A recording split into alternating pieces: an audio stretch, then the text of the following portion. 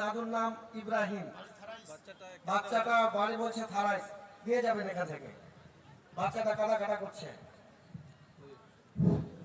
বাচ্চাটাকে হয়তো আপনারা দেখতে পাচ্ছেন, ক্যামেরাম্যান ওই মেয়ে লোক দেখতে পাচ্ছে কি পাচ্ছেন না। মা বোন যদি আপনাদের বাচ্চা হারিয়ে থাকে তো এখানে স্টেজে আছে, আপনারা নিয়ে যাবেন। এবং আপনারা দেখছেন, তোমার নাম কি বলো? আর বাবার নাম আব্দুল কাদির। আচ্ছা, তো বাচ্চাটাকে দেখে আপনারা নিয়ে যাবেন, আপনারা হেফাজতে রাখেন। ঠিক আছে, আসছে।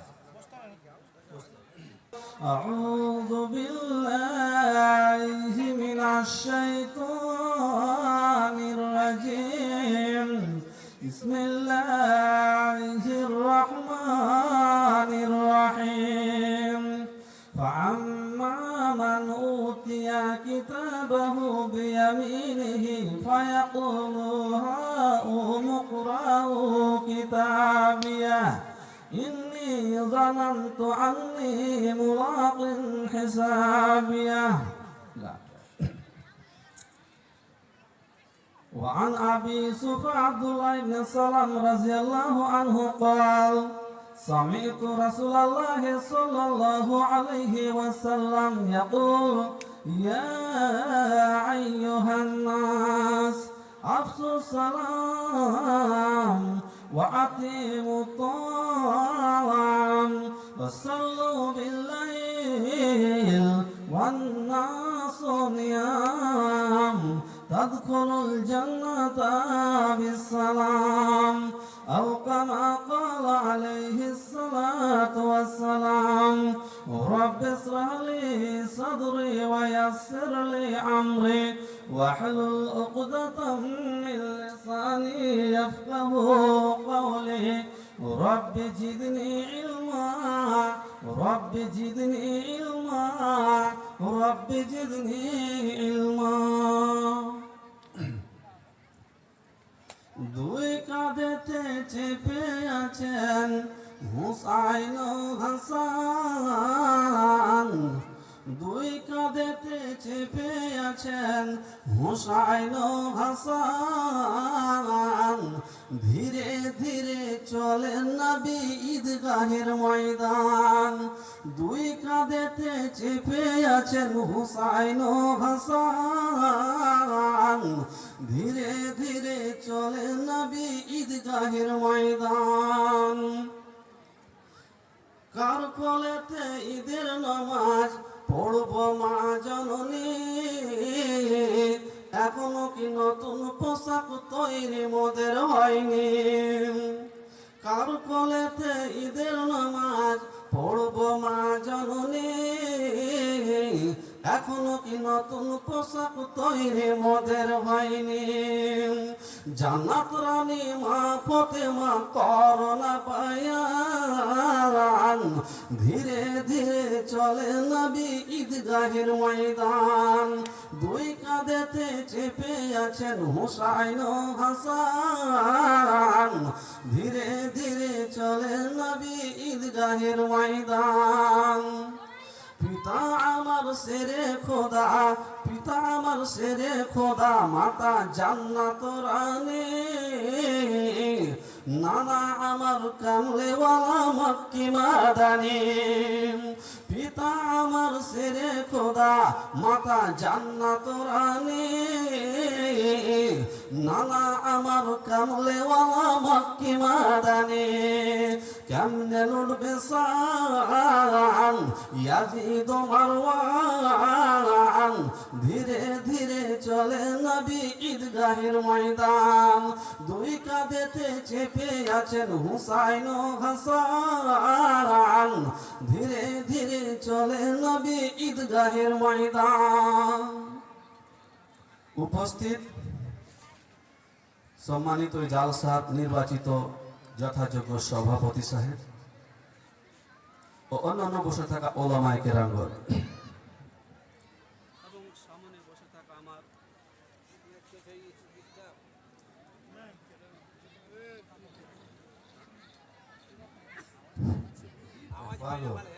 মাইক ম্যান একটু আওয়াজটা একটু করবেন তো, কোথায় আছে মাইক ম্যান? তো এই নির্বাচিত এই জালসার যথাযোগ্য সভাপতি সাহেব ও অন্যান্য বসে থাকা ওলামায়ে কেরামগণ এবং আমার সামনে বসে থাকা বয়োজ্যেষ্ঠ বয়কনিষ্ঠ সমবয়স্ক শ্রোতাবৃন্দ, ভাই ও বাবা জীবনীরা, আর এক অন্য প্রান্তে বসে থাকা ইসলাম হিতাকাঙ্ক্ষী কোরআন পিপাসুক পর্দানাসীন মা ও বোনেরা, সর্বপ্রথমে ওই মহান আল্লাহ পাক রব্বুল ইজ্জতের কৃতজ্ঞতা জ্ঞাপন করি, যে মহান আল্লাহ পাক রব্বুল ইজ্জত আমাদের সকলকে জালসায় এসে কিছু পুণ্যের ভাগীদার হওয়ার সুবর্ণ সুযোগ সুবিধা দান করেছেন।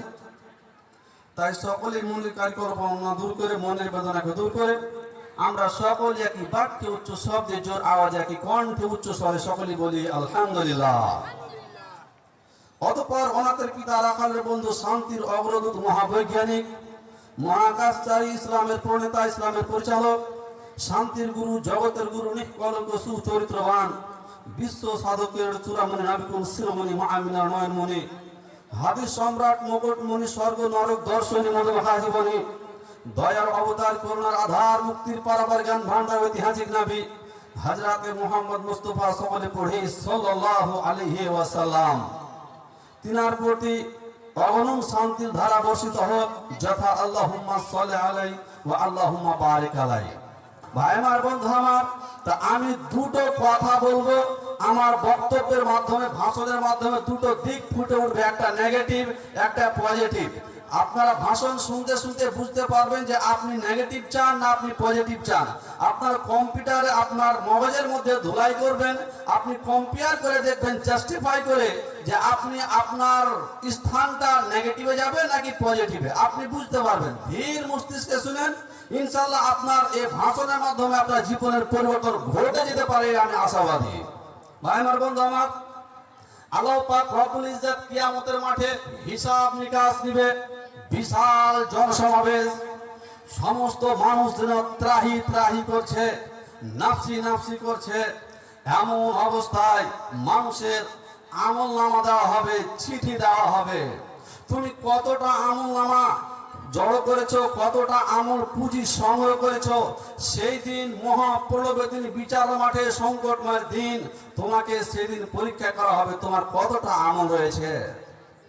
ভাই আমার, তো দুটো আল্লাহ পাক রব্বুল ইজ্জত চিঠি দিবে, আর ওই দুটো চিঠি আমার আপনার হাতে এসে লাগবে।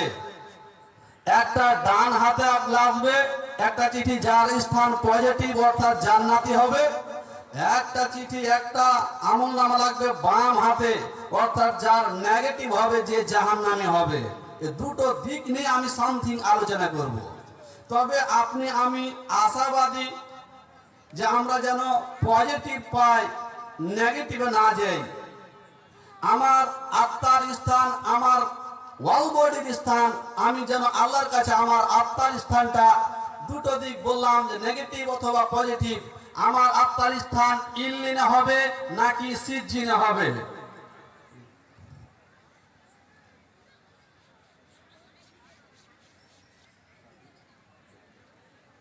ভাই মা, যাই হোক, কোনো ভাইয়ের মোটর সাইকেলের চাবি হারিয়ে গিয়েছে, যদি কেউ পেয়ে থাকেন তো একটু স্টেজে দয়া করে নিয়ে আসবেন।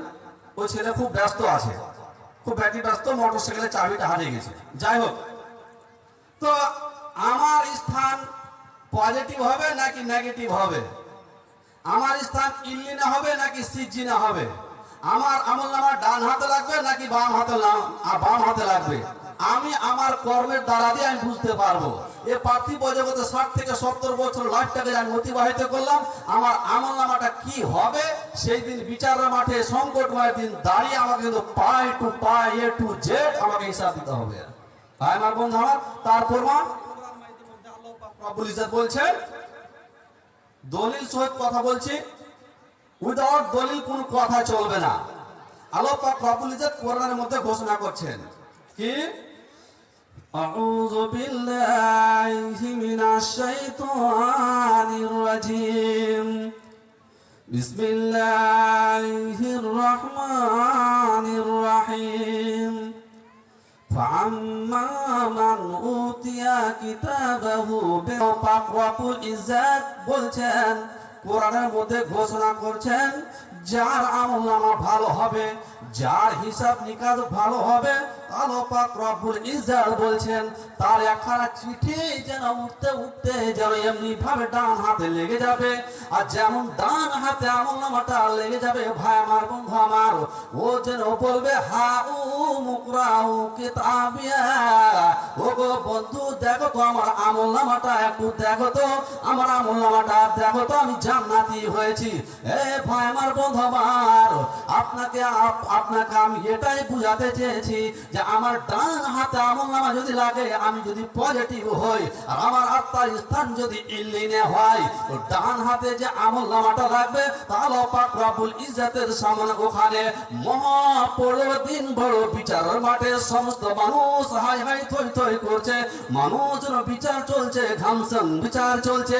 এ মতো অবস্থায় ওর ডান হাতে আমলনামা লেগে গেছে ভাই আমার বন্ধু আমার, তো আনন্দে উল্লাসে বলবে হাউ মুকরাউ কিতাবিয়া, এ ভাই আমার বন্ধু আমার, আমার ডান হাতে আমলনামা লেগেছে, দেখো তো আমি একটু জান্নাতি হয়েছি। একবার একটা প্রশ্ন হলো যে ডান হাতে আমলনামা লেগেছে তো কেন একে ওকে বলবে যে আমার ডান হাতে আমলনামা লেগেছে আমি জান্নাতি? এই ভাই আমার বন্ধু আমার, আপনারা জানেন কোন ছেলে যদি মাধ্যমিক পাস করে, কোন ছেলে যদি এমএসসিতে পাস করে, কোন ছেলে যদি ভালো রেজাল্ট করে, ও কম্পিউটারের রেজাল্টটা সার্চ করে যদি পাস করে ভালো নম্বরে, তো বাবাকে জন্য জানাবে আব্বা আমি পাস করেছি ভালো নম্বরে, আম্মা আমি পাস করেছি ভালো নম্বরে, শিক্ষককে জানাবে ভালো নম্বর আমি পাস করেছি। ও আনন্দে উল্লাসে মিষ্টি নিজের ঠোঙা নিয়ে বাবার সামনে দাঁড়াবে, মায়ের সামনে দাঁড়াবে, শিক্ষকের সামনে দাঁড়াবে, ওর মনটা যেন উতলা হয়ে গিয়েছে, কেননা ওর আমলনামাটা ভালো যেন হয়েছে, যার জন্য ওর স্থান যেন পজিটিভ হয়েছে, ওর যেন ভালো একটা আমলনামা হয়েছে, যার জন্য ও বলবে খুশিতে ভাই আমার বন্ধু আমার, আমি দেখো তো আমার ডান হাতে আমলনামা লেগেছে, একটু পড়ে দেখো তো ভাই, একটু দেখো তো। ও আনন্দে খুশিতে বলবে গতকালকে এমএসসি রেজাল্ট হয়েছে, তাতে বন্ধু বান্ধব ফোন করে বলছে এরকম ভাই আমি পাস করে গেছি। আহ রাতেই ফোন করে বলছে ভাই আমি পাস করেছি, মাশাআল্লাহ আলহামদুলিল্লাহ। আনন্দে যে ছেলেগুলো পাস করতে পারেনি তাদের তো ফোন ঢুকলো না। যাই হোক, আগামীতে যেন ওই সমস্ত আমার ভাইদের চান্স লাগে, এটা আপনারা দোয়া করবেন। আমি যেটা বুঝাতে চাইছি যে ডান হাতে আমলনামা লাগবে, ও বলবে কেন যে আমার দেখো তো, পড়ে দেখো তো, খুশিতে। ভাই আমার বন্ধু আমার, ওর যে ডান হাতে আমলনামা লেগেছে, একটা ছোট ছেলে 200 টাকা দিয়েছে, তো ও যে পড়তে বলবে আমার ডান হাতে আমলনামা লেগেছে, একটুখানি দেখো তো, দেখে যেমন বলে জান্নাতের ফেরেশতারা ওকে জান্নাতে নিয়ে যাওয়ার জন্য আসবে, ঠিক এমনই একজন ব্যাপার। হিসাব নিকাশ হলো, দুর্ভাগ্যের বিষয়, নসিব খারাপ, এমন একটা আমলনামা এসে যেন বাম হাতে লেগে গেছে, ও বাম হাতে যেমন আমলনামা লেগে যাওয়া ভাই আমার বন্ধু আমার, ও যেন বসে গেছে কুৎসিত, কালো কুৎসিত হয়েছে মুখ, ও যেন আনন্দ উল্লাস নাই। কেন আম্মা মান উতিয়া কিতাবাহু বিশিমালিহি, তার আমলনামা বাম হাতে লেগে গেছে, এমনকি ওর কালো কুৎসিত হয়ে বসে রয়েছে। আল্লাহ পাক রব্বুল ইজ্জত বলছেন ওরে নালায়েক ইডিয়েটকে দেখ কেমন পাস করতে পারেনি, ফেল করেছে, জাহান্নামী হয়ে গেছে, বাম হাতে আমলনামা লেগেছে। জাহান্নামের ফেরেশতাকে আল্লাহ পাক রব্বুল ইজ্জত অর্ডার করবে, কি করবে?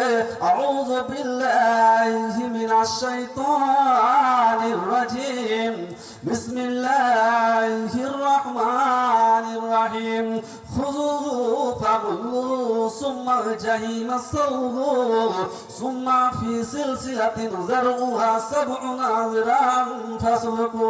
এ ভাই আমার বন্ধু আমার, যখন বাম হাতে আমলনামা লেগে যাবে, তো আল্লাহ পাক রব্বুল ইজ্জত বলবে ফেরেশতার দলেরাকে, ওরে ফেরেশতার দলেরা, ওই নালায়েকের ইডিয়েটের বাম হাতে আমলনামা লেগেছে, ও জাহান্নামী হয়েছে, ওকে যাও, ওকে 70 গজ জিঞ্জির খা পায়ে বেড়ি দিয়ে দাও, আর পায়ে বেড়ি দিয়ে দেও ভুলুম করে ছেচড় মারতে মারতে জাহান্নামের মধ্যে নিয়ে যাও।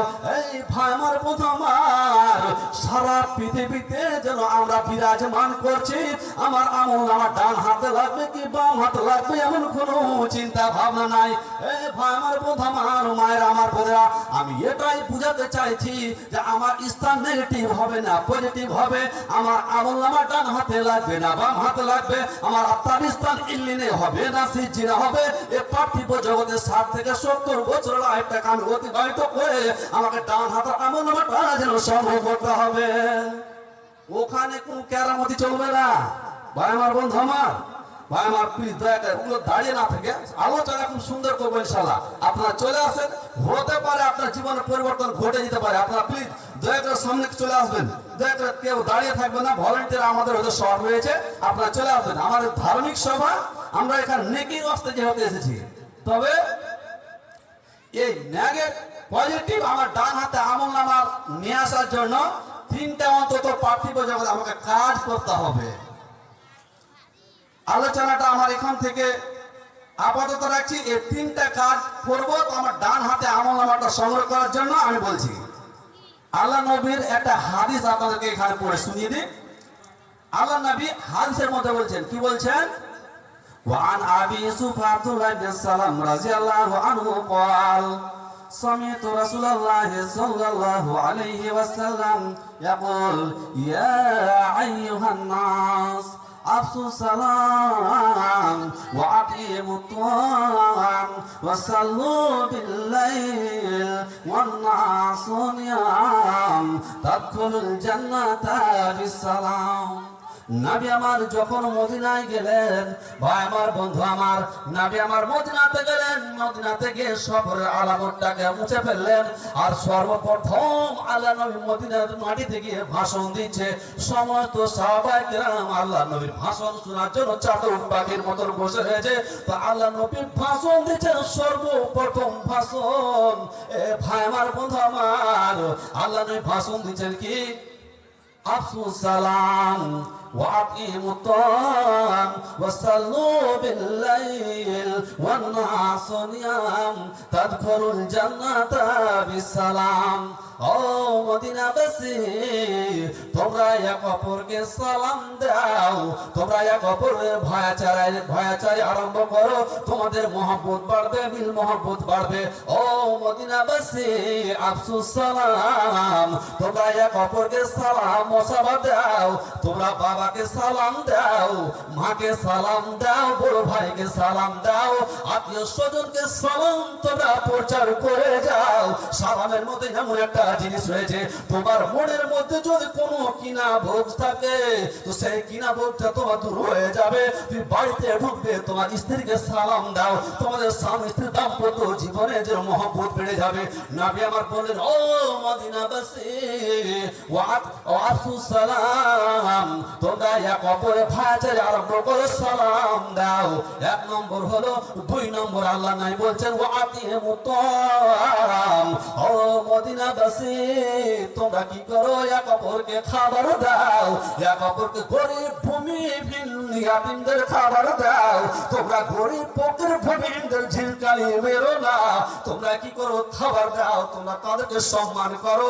তোমার মহাপরবর্তীর বিচারের মাঠে সংকটময় দিন যদি তোমরা পরিত্রাণ পেতে চাও, একটা ফকিরকে যদি তুমি ধিক্কারি মারো, একটা মাদ্রাসার কালেক্টরকে যদি তুমি ধিক্কারি মারো, মাদ্রাসার ক্রুসেডারকে ধিক্কারি মারো, বান্দারে তুমি স্বয়ং আমাকে যেন ধিক্কারি মারলে, আল্লাহ নবী সমস্ত সাহাবায়ে কেরামের উদ্দেশ্যে বলছেন, আমার সাহাবায়ে কেরাম, ওয়াতিমুত তাআম, তোমরা ফকির গরিব ভূমিহীন ইয়াতীমদের তোমরা খাবার দাও।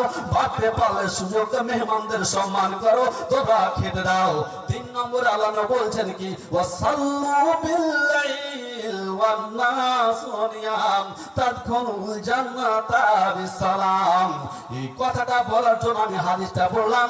আল্লাহ নবী বলছেন, ও মদিনাবাসী, তোমরা শোনো, ও আমার সাহাবায়ে কেরাম, যদি তোরা মহাপূর্ণ দিন বিচারের মাঠে যদি তোরা পরিত্রাণ পেতে চাও, ও আমার সাহাবায়ে কেরাম, তোমরা রাত গভীর রাত্রিতে 12টায় 1টায় জেগে যাও। তুমি যত বড় তুমি বড় হও, তুমি যত বড় টাকা পয়সা বড় হও, তোমাকে যত শ্রদ্ধা করো, তোমার কপালে যদি আমার সাজদায় ঘাম ভরে যায়, যদি তোমার কপালে যদি সাজদা দিতে গিয়ে ধুলোবালি ভরে যায়, ওই কপালকে আমি জাহান্নামে কোনোদিন দেব না। ও আমার সাহাবায়ে কেরাম, তোমাকে আমি বলি রাত গভীর রাত্রিতে জেগে যাও, আর রাত্রে জেগে গিয়ে সাল্লু বিল্লাইল ওয়ান নাসু নিয়াম। মানুষ নীরব নিরালায় ঘুমাবে, বাবা থাকবে কথা হবে না, মা থাকবে কথা হবে না, আত্মীয় স্বজন কেউ থাকবে কথা হবে না, পাশে স্ত্রী থাকবে কথা হবে না। নীরব নিরালায় তুমি জেগে যাও, আর জেগে গিয়ে তুমি 12টা 1টা 1:30টায় 2টোয় তুমি জেগে যাও। তোমার ডান হাতের আমলনামা যদি সংগ্রহ করতে চাও, রাত্রের 3য় অংশে আমি নেমে আসি। রাত্রের 3য় অংশে সরি আল্লাহ পাক রব্বুল ইজ্জত রাত্রের 3য় অংশে নিচে নেমে আসে, আর নিচে নেমে এসে বলে, দেখে আকাশের কোন বান্দা আমার রাত্রে উঠেছে, আজ আমাকে ভয়ে ভীতু হয়ে আমার জন্য কান্না করছে, আর আমাকে চাইছে, আমার প্রেমে পাগল, ও আমার প্রেমে দেওয়ানা, কে এমন রয়েছে? আল্লাহ পাক রব্বুল ইজ্জত তাই রাত্রের 3য় অংশে নেমে আসে। আমার শিক্ষক মশাই এখানে বসে রয়েছেন, ওনার কাছে আমি লেখাপড়া করেছি, আমি ওনার ছাত্র। এখানে যোগ্য যোগ্য আলিম বসে রয়েছেন, হাদিসের তাফসীর যদি ভুল বলি তা আপনারা জিজ্ঞাসা করে নেবেন। ভাই আমার, বন্ধু আমার, রাত্রের 3য় অংশে আল্লাহ পাক রব্বুল ইজ্জত নেমে আসেন, আর নেমে এসে কি বলে, আইনা বানু আদম, ওরে বানু আদমের বেটা বেটিরা, তোরা কে কোথায় রয়েছি রে, তোরা কে কি চাইছি, তোদের ঝুলিকে ভরে দিব, আর মহাপ্রলয়ের দিন বিচার মাঠে সংকটময় দিন তোরা যেন পরিত্রাণ পাবি। তো বলে আইনা বানু আদম, ওরে বানু আদমের বেটা বেটিরা, তোরা কে কি চাইছি বল, কে কি অসুখে ভুগছি বল, কে ক্যান্সারে ভুগছি বল, কে কি ভেলুর যাচ্ছি রে চিকিৎসা পাস না, তোমরা ডাক্তার ডাক্তার আকামুল হাকিমিন হচ্ছে আমি জলিল, আমি গাফুর, আমি গাফার, আমি রহিম, আমি রহমান, হতে পারে তোমার আমি চিকিৎসা শেখাই এখান থেকে করে দিব। এ বান্দা তুমি কে কি চাইছো, তোমার চোখে যেন জল প্রবাহিত হচ্ছে।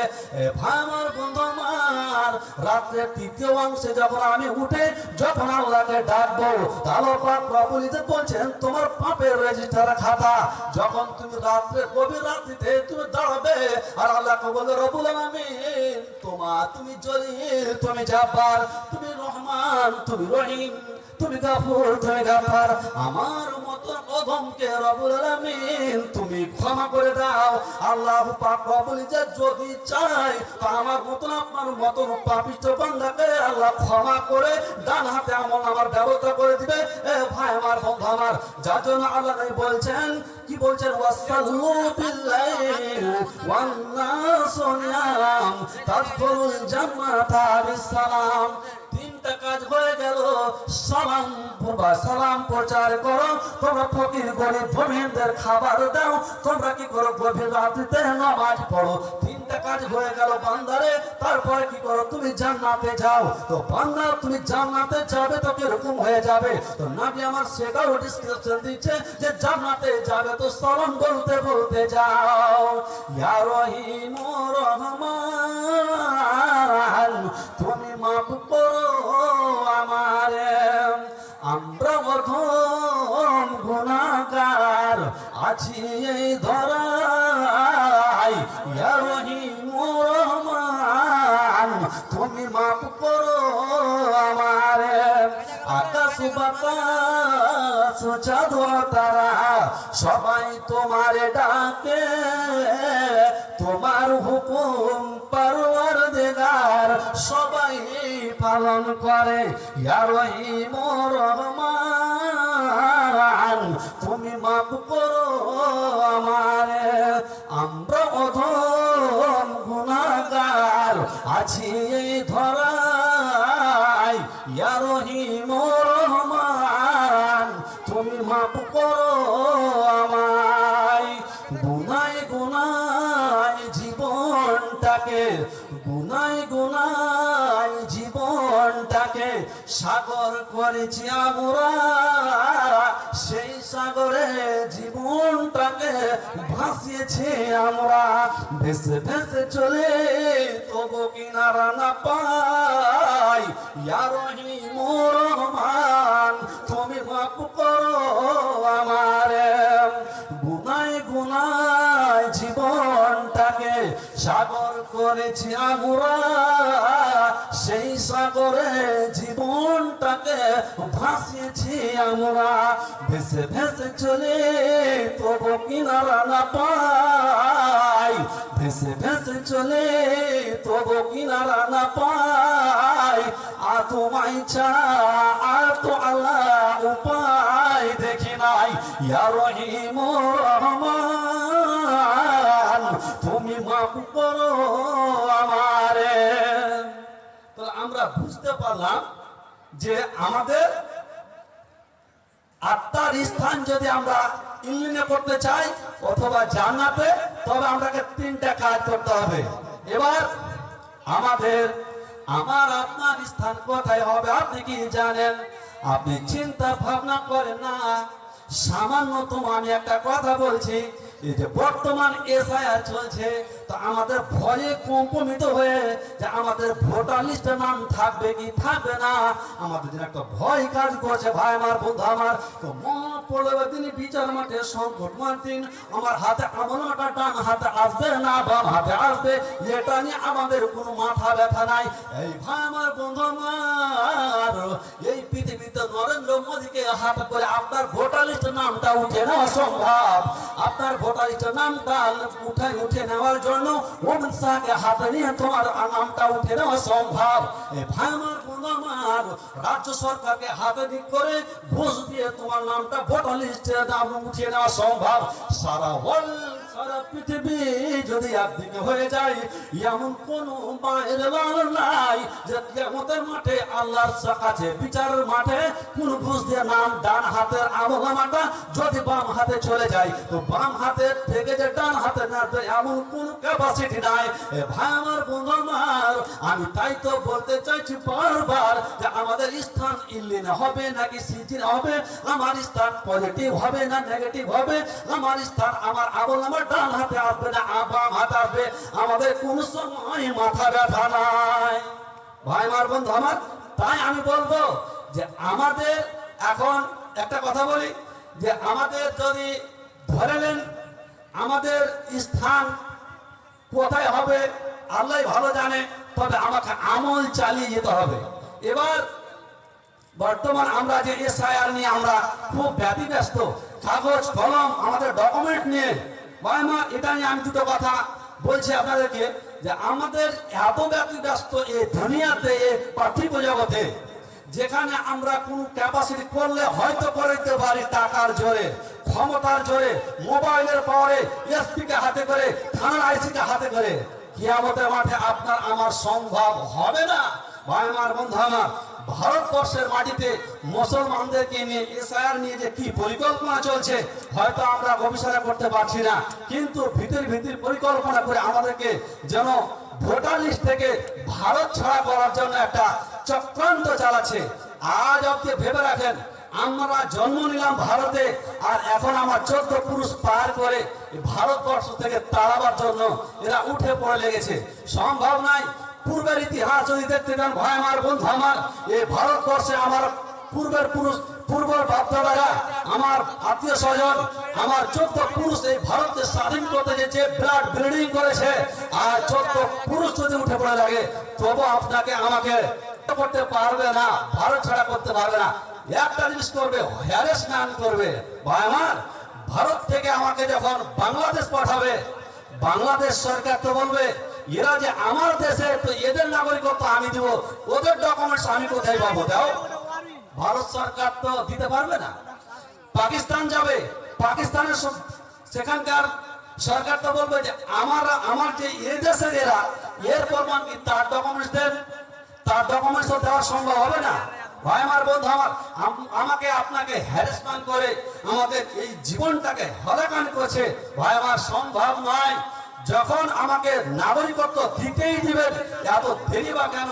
আমাকে এত চক্রান্তের মধ্যে বেড়া জলে ফেলে ভারতবর্ষের মুসলিমের উপরে এত জুলুমের জাঁতা চালিয়ে নির্যাতন করে আমাকে ডকুমেন্টস যদি দিতেই হয়, তবে এত দেরি করে করছেন। তাই আমি একটা কথা বলে থাকি যে সেই তো ভাতার দলি, রাতি বা কেন দলি, ডকুমেন্টস তো আমাকে দিতে, আমাকে নাগরিকত্ব দিতেই দিলেন, এত হ্যারাসমেন্ট করার পরে কেন আমাকে ভারতের নাগরিকত্ব দেওয়া হচ্ছে? তার মানে মুসলিম বলে আমরা আজ কোনো স্থান পাচ্ছি না। ভাই আমার বন্ধু আমার, এটা আমি বুঝাতে চাইছি এটা যে দুনিয়ার মধ্যে যদি এত বড় ব্যতিব্যস্ত হয় আমরা কাগজ কলম নিয়ে, তবে কিয়ামতের মাঠে আমাদের পরিস্থিতিটা কিরকম দাঁড়াবে, সেখানকার অবস্থাটা কত ভয়াবহ, জটিল ও কঠিন, আমার মতন কনিষ্ঠ জ্ঞানের ছেলের ভাষা জানা নেই যে আপনাদেরকে আমি বলে বুঝাবো। ভাই আমার বন্ধু আমার, তাই আমি বলবো যে কিয়ামতের মাঠে যেন আমাদের जान हाथे আমল নামা লাগে। आज আমরা अब तो हमारी माँ बहनों की इतनी बुरी है चाल, बताओ कितनी बुरी है चाल। बेपर्दा बाजार करेगी खोल के अपना बाल, बताओ कितनी बुरी है चाल, बताओ कितनी बुरी है चाल।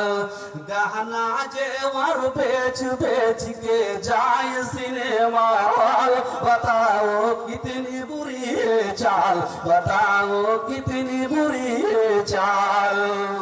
ऊंचे हिल के चप्पल पहने आधे बदन का कुर्ता, ऊंचे हिल के चप्पल पहने आधे बदन का कुर्ता।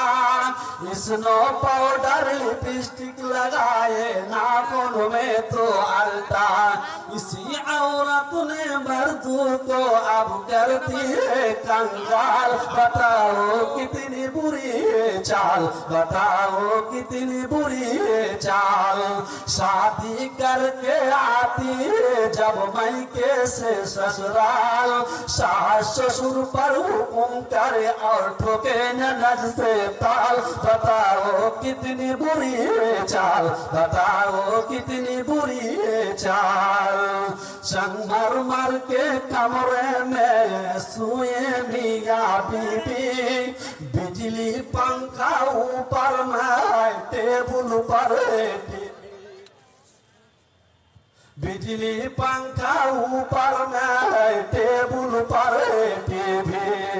सास ससुर को सोने देगी बलवा का गोहाल, बताओ कितनी बुरी है चाल, बताओ कितनी बुरी है चाल।